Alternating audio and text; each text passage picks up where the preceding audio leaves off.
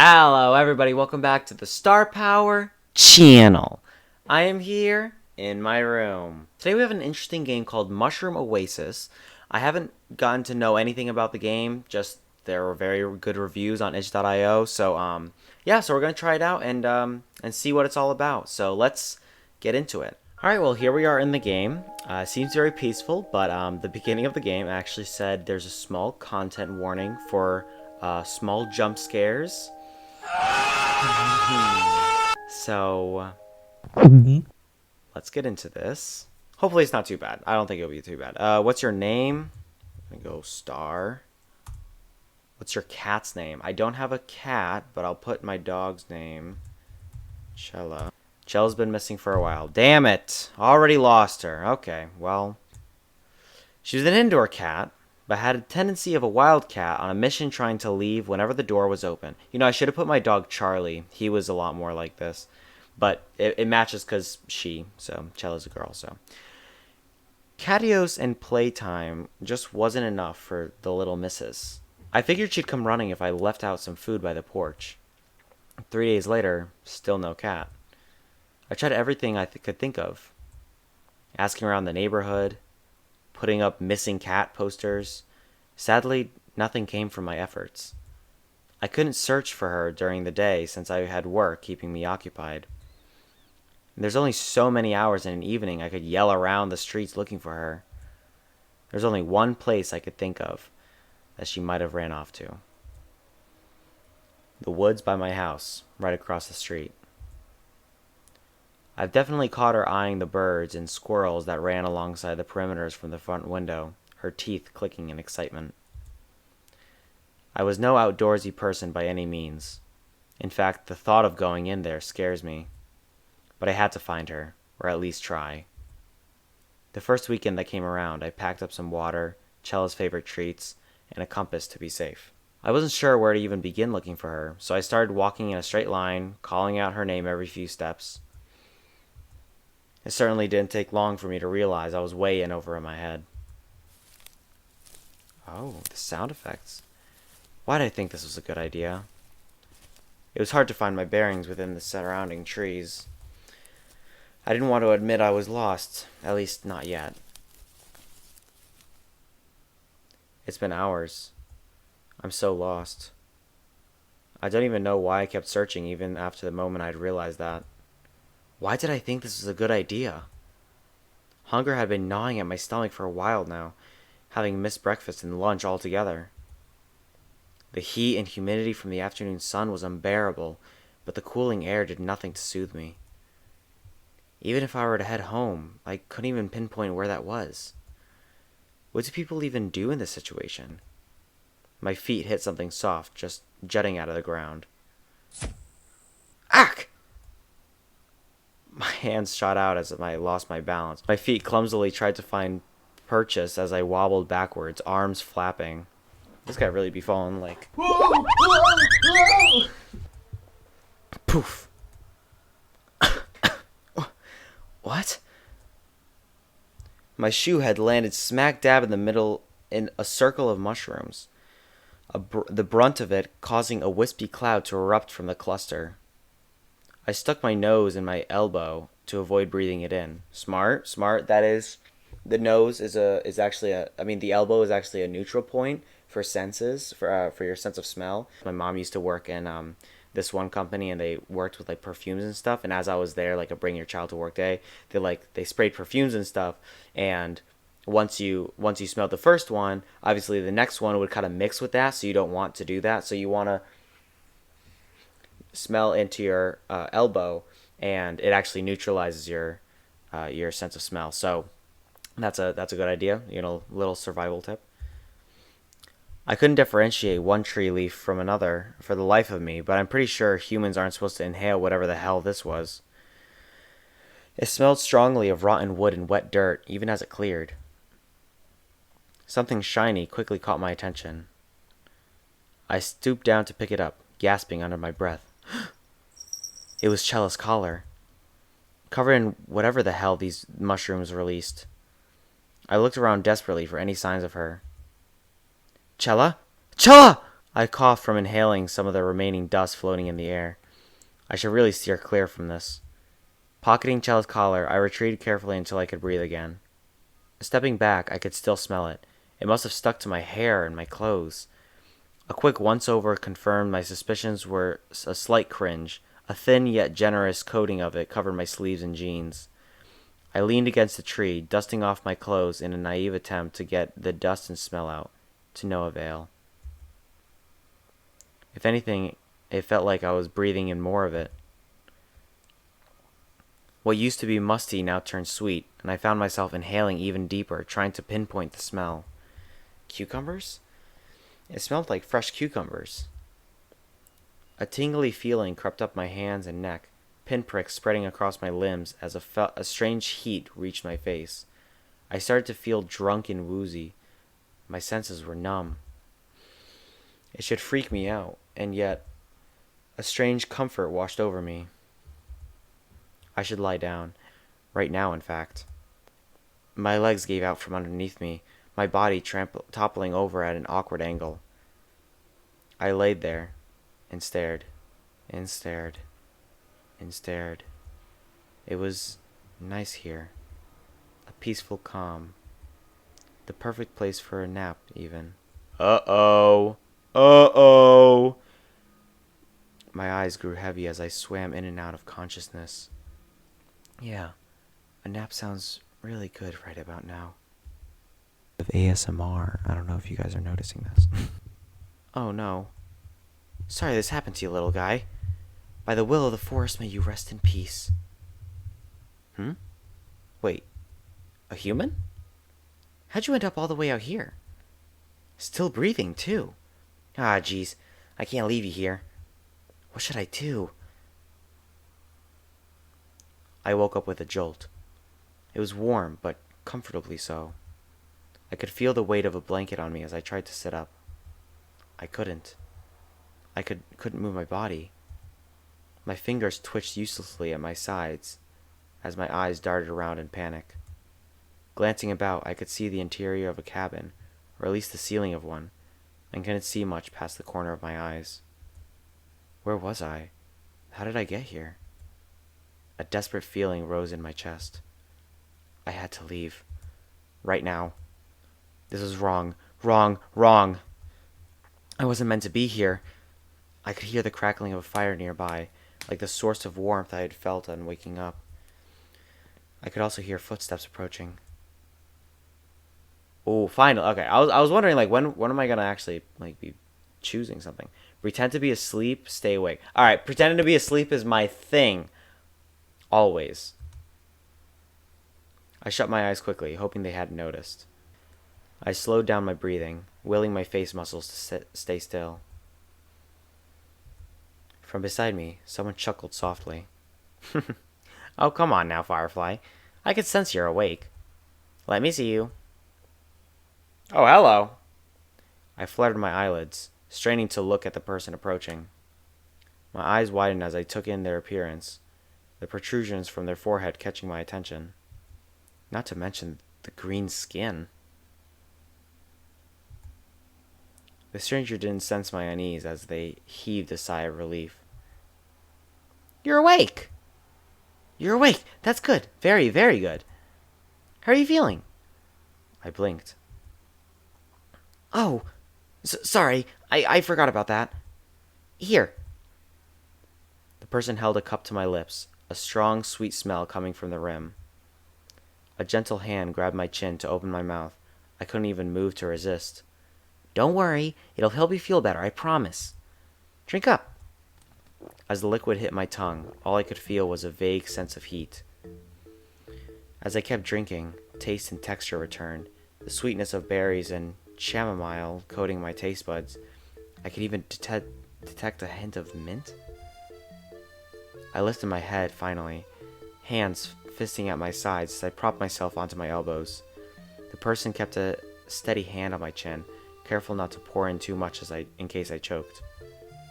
I finished every last drop, wiping my mouth with the back of my hand. I stared at my fingers, realizing I had full autonomy over my body again. Good as new. Now, how are you feeling? Better, thank you. The stranger laughed. Oh, I like the way you sound. Been ages since I talked to anyone, much less a voice as nice as yours. I brushed off their strange compliment, finally looking around the cabin properly. It was a simple room, filled with sparse wooden furniture, perfect for someone living alone.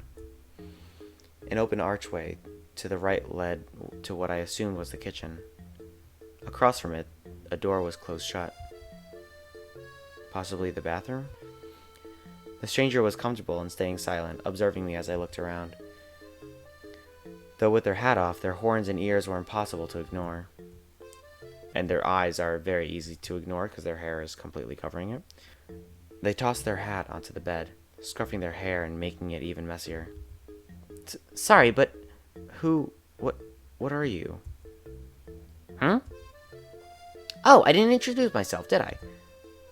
Hiya, I'm Michael, with a Y. I shook my head. No, I meant that, Michael stared at me, their left ear twitching. You look very... He snorted.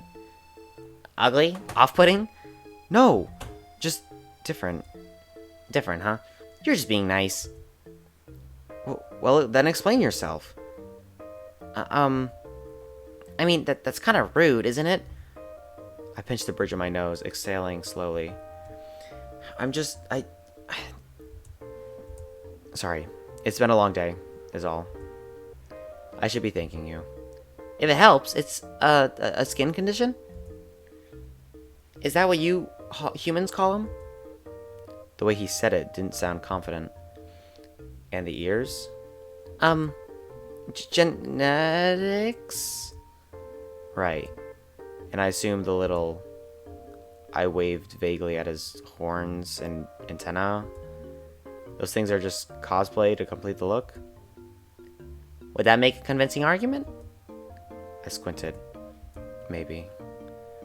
Then, yeah, it's cosplay. Still doesn't explain everything. Michael huffed a nervous laugh. Listen, I'm just a guy living by himself in the woods. You don't need to worry yourself further than that, okay? Something in his tone compelled you not to question his existence anymore. He's just some guy living in the woods. Completely normal. Right. Completely normal. I'm Star. Michael beams. Nice to meet you, Star. I fiddled with the blankets as Michael scooted closer from the edge of the bed. I know I already asked, but how are you feeling? Any aches, sores, nausea? Intrusive thoughts, weird impulses, fever, maybe? I don't know. He placed his hand on my forehead before I could react. His hands were calloused, quickly retracting as he gave a thoughtful hum. You seem to be lucid. That's a good sign.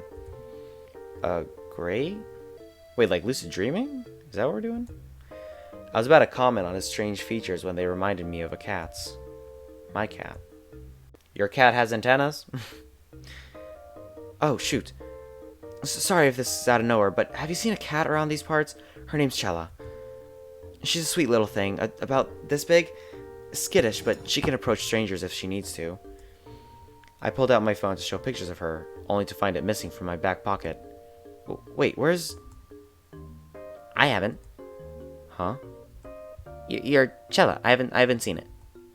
Oh, I see. I slept against the pillows, rubbing at my temples. She lost her collar, too. Even if anyone finds her, they wouldn't be able to tell where she's from. Damn it. Michael stayed quiet, watching me from the side of his bed. You care a lot for your Chella? My cat? Of course. To the point where you're willing to run yourself ragged this deep in the forest? For a cat? Do you realize how far you've wandered from the nearest town? I found you near unconscious, in an area nobody set foot in for years. My cheeks grew heated at how stupid reckless that sounds.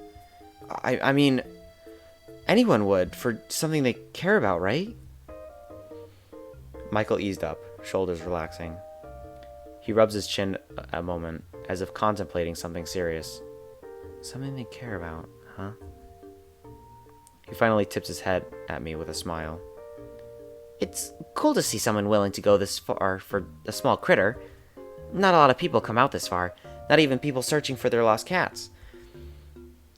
It's been a while since I talked to someone, so the conversation's nice too.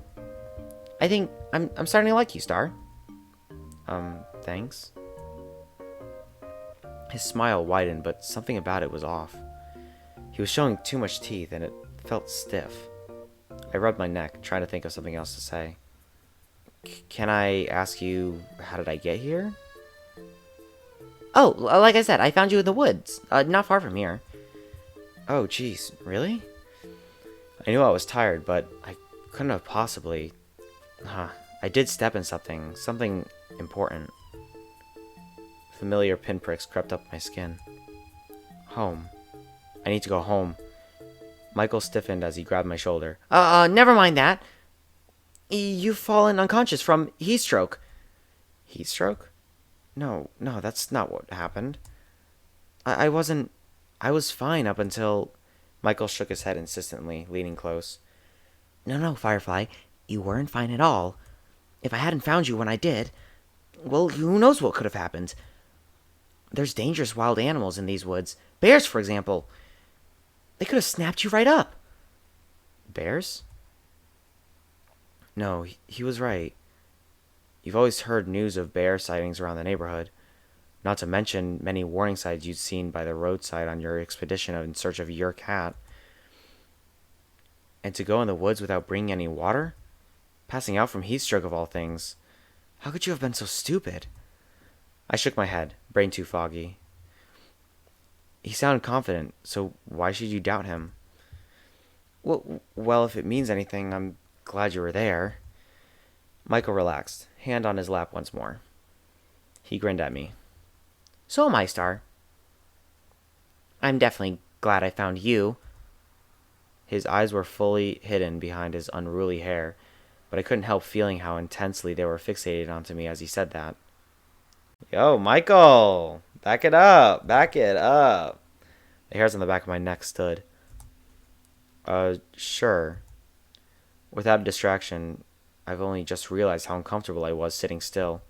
The blanket on me was starting to itch, just as the desperate need to get home began to rise in me again. This was nice, but I should really get going now. Wait!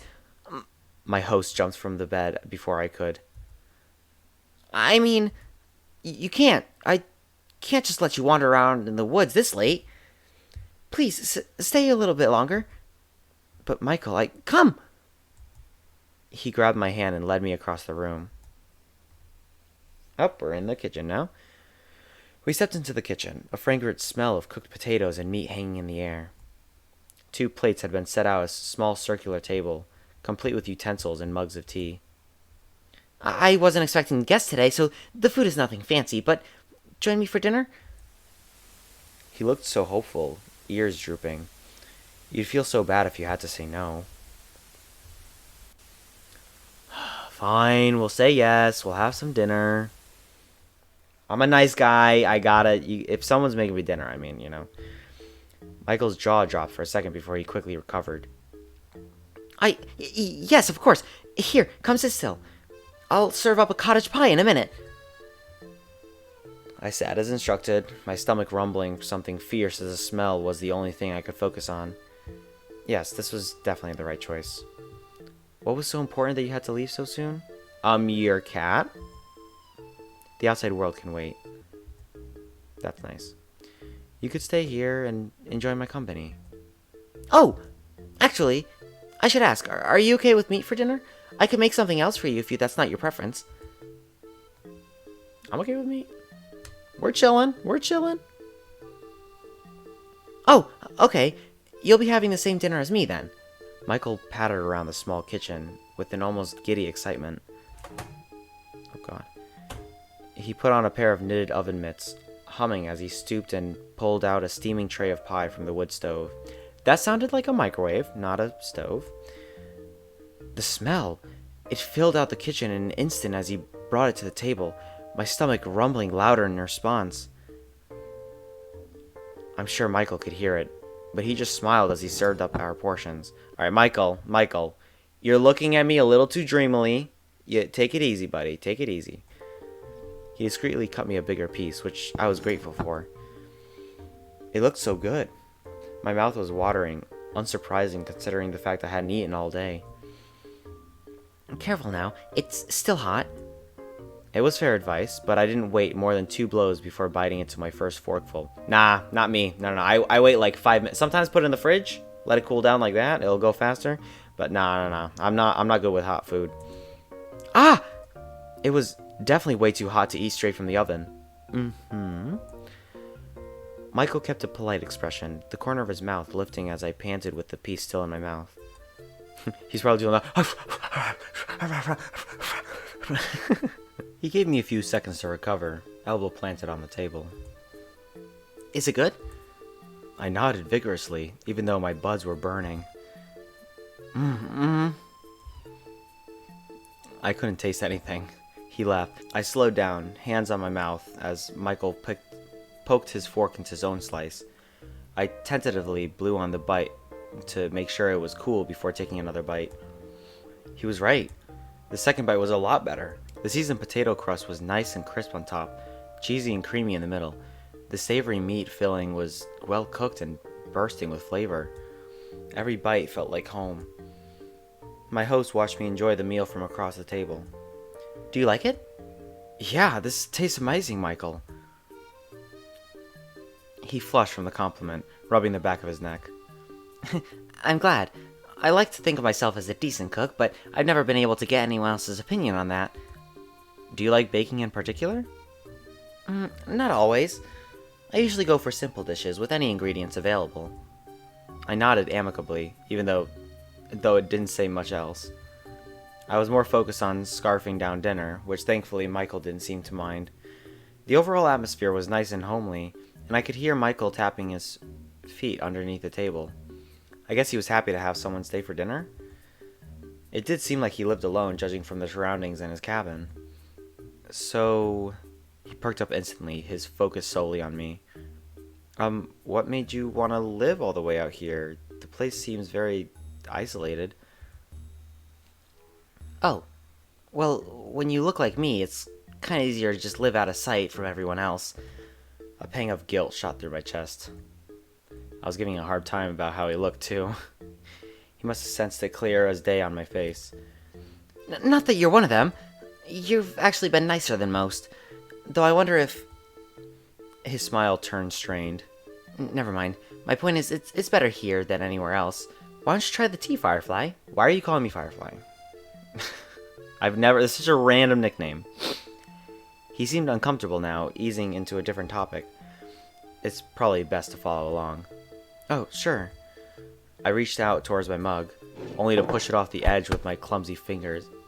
What was that sound? It was like... Wait!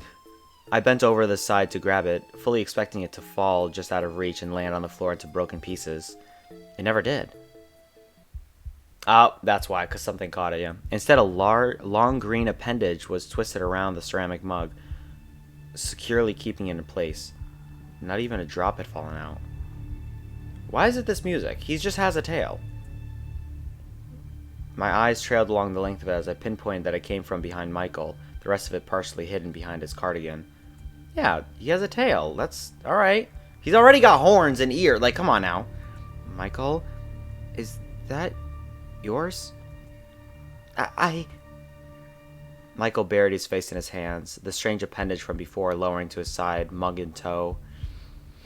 Why is he ashamed? Yeah, he has a tail. What? I'm so confused why this is such a big thing. Like, why is the music getting so serious? Also, is that not burning his tail? Because I know we have, like, protective skin so we can hold things, but, like... I'm sorry, Star. I think it's time I was honest. Oh!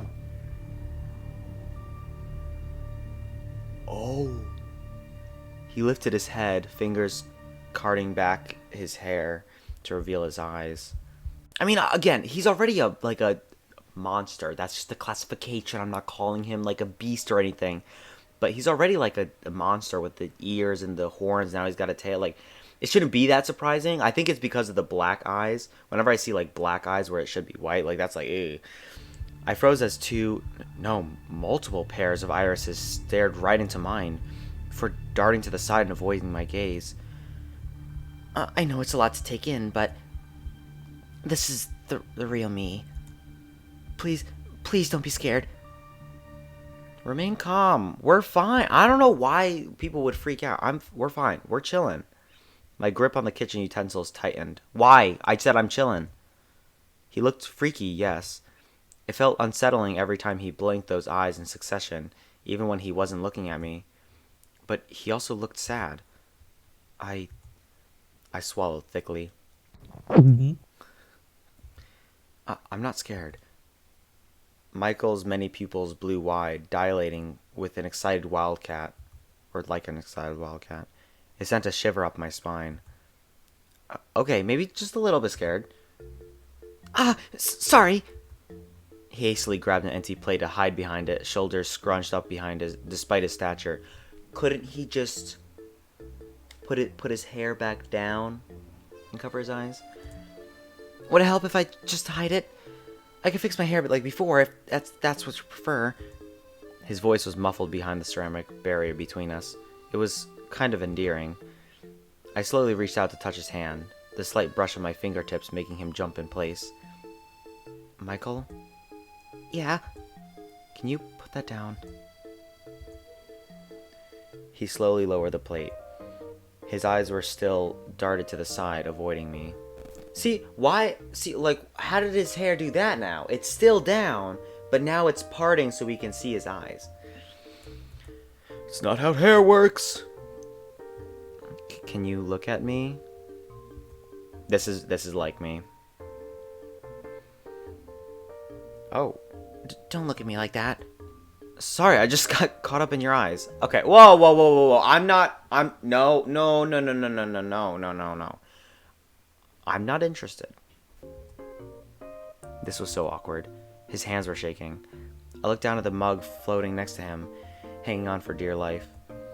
I reached over and plucked it straight out of his grasp. I tentatively took a sip, noticing how Michael was watching me over the rim of the mug. The taste was mildly spicy, with an almost earthly bite to it.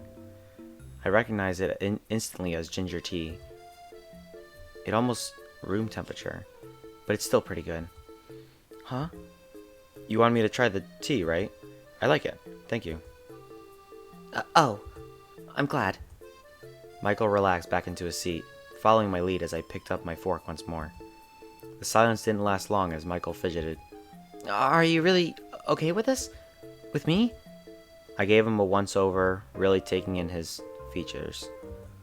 His skin, his horns, his tail, his eyes. It's very different than what I'm used to, but I think I can learn to like it.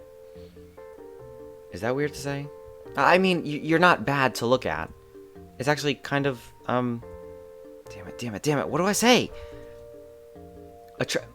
We're not saying attractive. Unique, hot. I swear to God, if this game is a romance between me and Michael, I'm not having it. Unique. That's probably what I would say. Oh, I get what you mean by unique. I mean, being unique isn't a bad thing. I like unique. See, that's the thing, I hate these kind of scenarios because, when you're trying to be nice, but sometimes the people that you're talking to will just take it as a, still kind of negative. So you have to make it seem like you like it more than you do. You know? You can't just be like, I'm okay with this. I'm not scared or anything. I'm okay. You have to be like, no, I really like it. And then they're like, really? And oh, no, I don't like that stuff. Anyway, continuing. You do? Yeah. My point is, your appearance shouldn't matter. You've been nothing but kind to me so far. I'd be the worst kind of person to judge someone based on how they look. I haven't known you that long, but you seem like a good person. You're fine, Michael. I smiled at him. We're fine. Michael's face had darkened into a deeper azure, shaded by the time I was done talking. I I see. He fidgeted some more before nodding, smiling a bit. Also, his ears, they change color. And the tail. Anything that's orange changes color in him. Thanks, Star. I'll cherish this moment forever. He beamed at me as he enthusiastically went back to eating his food. That was something. We continued with a bit of small talk, mostly stories about cello or snippets from my personal life. Michael hung on to every word I said, not bothering to elaborate much about himself, despite my burning curiosity.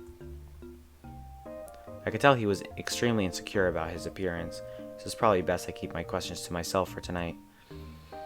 We cleared up the kitchen in relative silence, Michael storing away the rest of the pie as I washed the dishes by the sink.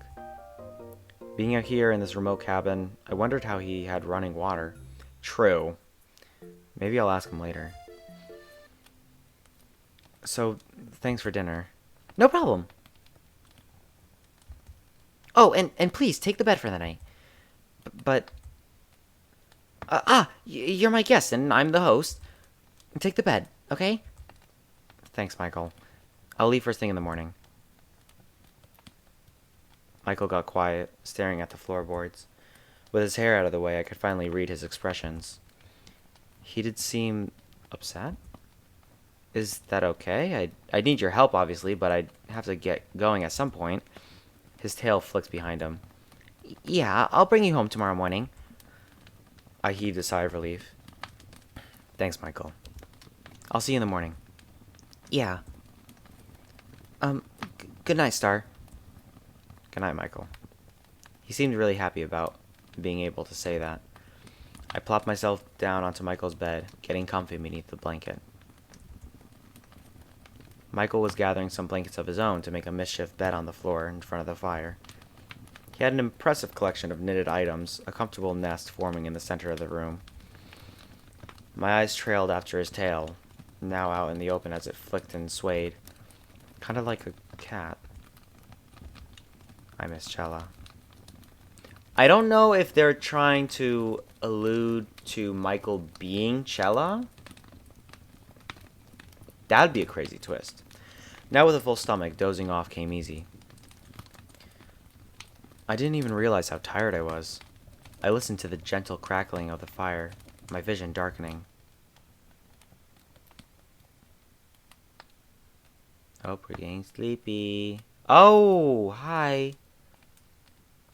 Good night, Star. Whoa. Whoa. Back it up, Michael. That was a very creepy smile, or gaze. That's the end of day 1 for Mushroom Oasis demo. Right, I forgot to tell you guys that this is the demo. Now everything is done by me, sound for you. That's crazy.